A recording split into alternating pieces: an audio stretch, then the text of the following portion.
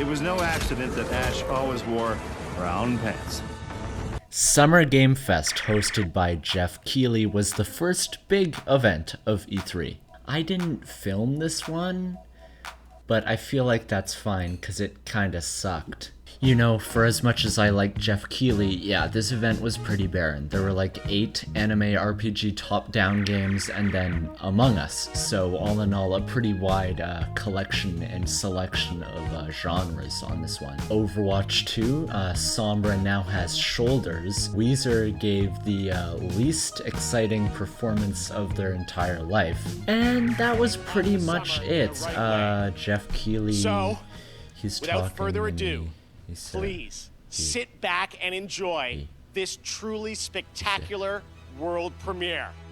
It is finally time. Elden Ring! It's... Yeah! Oh my lord, this game looks so good with the open world and the horse, and you jump up and like hit the guy and like jump around, and then the lady picks up the character and it's like, whoo, bah! And then the dragon like grabs the lightning, it's like bzzz. The big blue moose thing is like, what? I don't even know what I'm saying anymore. But in all seriousness, this is a day one for me. It looks so good. I cannot wait to play Elden Ring. So, Summer Games Fest, that was like a 1 out of 10, but Elden Ring was here, so it's more like a 5 out of 10. It gets a 5 out of 10. You know, maybe the Ubisoft conference might be better. If you think fighting aliens is tough, try learning guitar. Well, that was a segue. Yeah, but like Breath of the Wild too. Did you see him come down the stairs? I saw that. Yeah, Ubisoft's conference, it was kind of depressing. The only thing that I could think about after I finished it was how much time I had really wasted watching this piece of trash. Like, show us something other than Just Dance 2022, which is not going to the Wii anymore. Like, God, Ubisoft, pull yourself together. I hate that. Oh my god, he has a gun. He has a gun. Of course the man who invented rabbits would have a gun. He's not afraid to use it. That's the implication, yeah.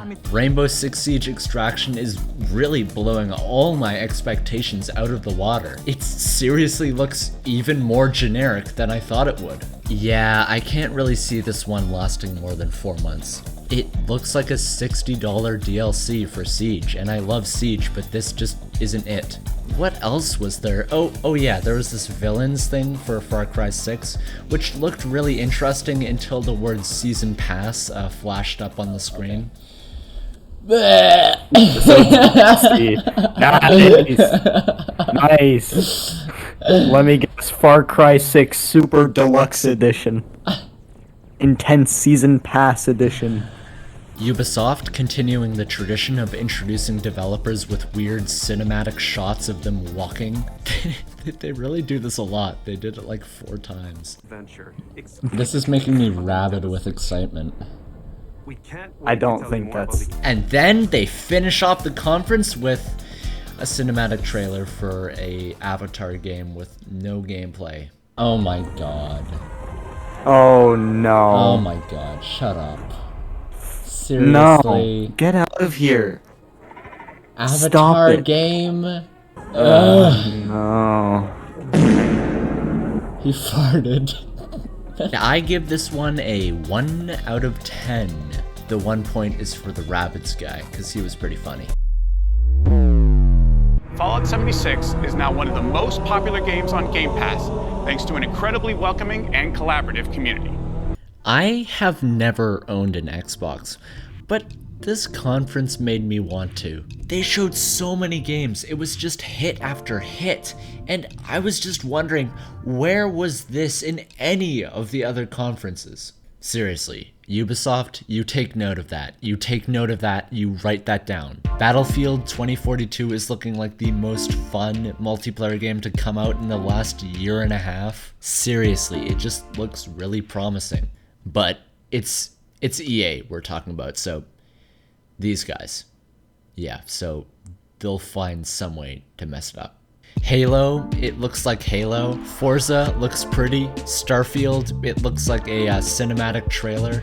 Fallout 76? Why are they still advertising this? Who's playing this game? Replaced, people are sleeping on this game. This looks awesome. With like the neon signs and like the jumping around. This looks great. They end the presentation with Redfall, which is a new Arcane game. It's just a cinematic, so I have really nothing to talk about here. All in all, wow, what a conference. This was so good. This was a great show.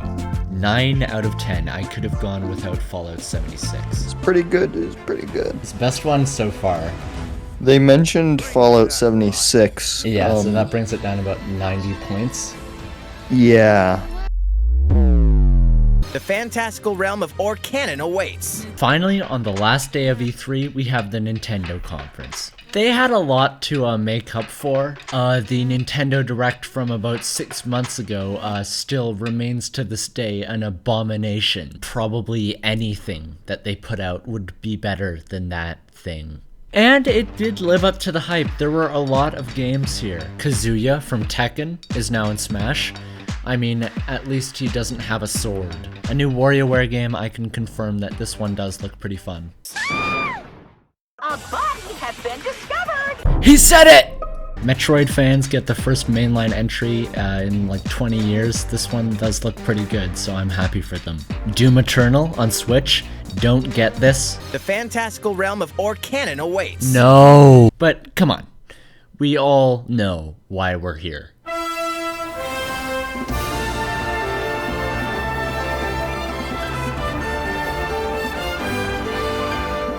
The sequel to Breath of the Wild. We got to see a minute and a half of footage, and the more I watch this, the more I'm impressed. They're adding so many cool new ideas, like all the new abilities, this thing, and the fact that there's floating islands now. Like, come on, this looks amazing. And the release date is 2022. Yeah, this is not coming out in 2022. I'm calling it now.